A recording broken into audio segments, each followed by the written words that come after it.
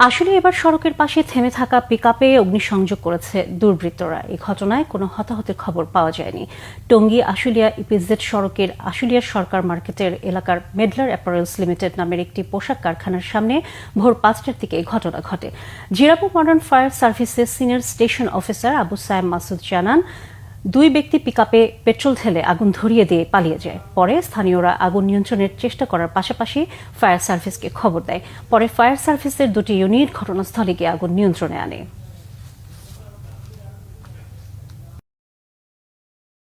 আজানের 10 মিনিট আগে আমাকে সিকিউরিটি ফোন দেয়, বলতেছে যে দুইজন লোক আসছিল, মোটরসাইকেল থামায় ওরা পেট্রোল দিয়ে আগুন দিয়ে আমরা গাড়িতে তুলে গেছে। আমি সাথে সাথে খবর পেয়ে তাৎক্ষণিক আসি, আইসা দেখি তো এই অবস্থা। পরে ফায়ার সার্ভিসকে খবর দিয়ে আমার ওয়াইফ আমি থানায় ফোন দিই, ট্রিপল লাইনে এখানে সিকিউরিটিটা ফোন দেয়।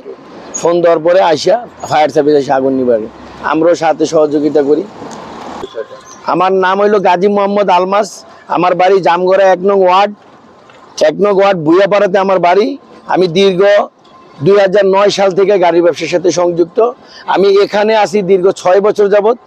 আমার জীবনে এই নোংরা রাজনীতি কখনো দেখিনি, যা আমার রুজির ব্যবস্থা ধ্বংস করে দিছে। আমি এখন কি করব? আমার ব্যাংকে লোন আছে প্রায় 10 লাখ টাকার মতো এই গাড়িতে। আমি এখন কোথায় থেকে লোন দিব, কোথায় থেকে কি দিব, আমি তো নিজেই ভাবতে পারতেছি না। এই গাড়িটা সম্পূর্ণভাবে পুড়ে গেছে, এই গাড়িটা কোনোভাবেই আর ঠিক করা সম্ভব না। এদের দীর্ঘদিন যাবত রাখতেছি, কখনো এই ধরনের ঘটনা ঘটে নাই।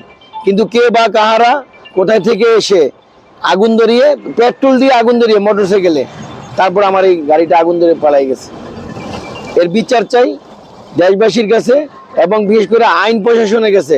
আমি এই বিচার চাই এবং দুষ্কৃতিকারীদের দ্রুত আইনের আওতায় আনার জন্য আমি জোর দাবি জানাচ্ছি।